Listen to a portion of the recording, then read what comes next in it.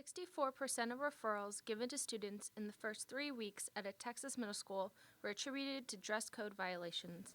Dress codes have become a very debated topic all throughout the country as schools crack down on the modern-day clothing trends.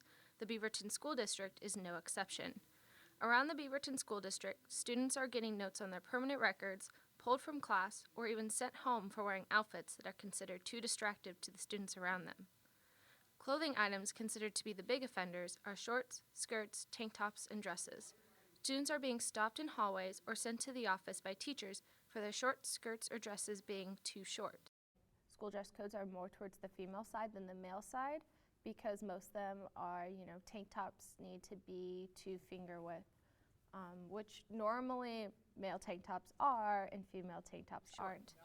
Meadow Park, a middle school in the Beaverton School District, has an entire page on their website dedicated to dress code. Many of their guidelines are vague and up to the interpretation of the reader. One such rule is, safe shoes must be worn at all times. How is the reader supposed to interpret what shoes are considered safe shoes? Another school with very vague rules considering dress code is Westview High School. Although they have fewer rules, they are very hard to interpret. One rule states, clothing needs to provide reasonable coverage. What is considered reasonable coverage? Many women have stories of being told by staff to change or being sent home for their clothing choices. Because I asked a teacher the day before a game if I could wear my cheerleading uniform to school, and I wore it to school as a 4th grader, and they were like, oh, I didn't understand it would be so revealing.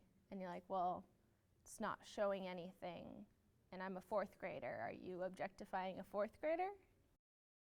Another student at Health and Science spoke out on the issue, stating, I'm sorry my shoulders are so sexy, and if you are sexualizing me, you are the problem. Teachers and administrators in the Beaverton School District believe the dress code to be integral to student learning.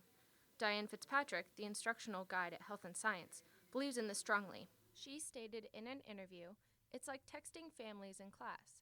It's distracting to be texting in class because you can't focus on the learning. When some students see a bra strap or a low-cut shirt, they are unable to focus on learning. Most of what I've heard from administrators is that it is distracting to students. Well, it's not my fault if a guy is staring down my shirt in the middle of class. They should be the one that's focusing on learning, not staring down my shirt. Around the country, stories are popping up of rebellions against school dress codes. A teen at Toronto High School started #CropTopDay after being sent home for a shirt that looked, in a teacher's opinion, too much like a sports bra.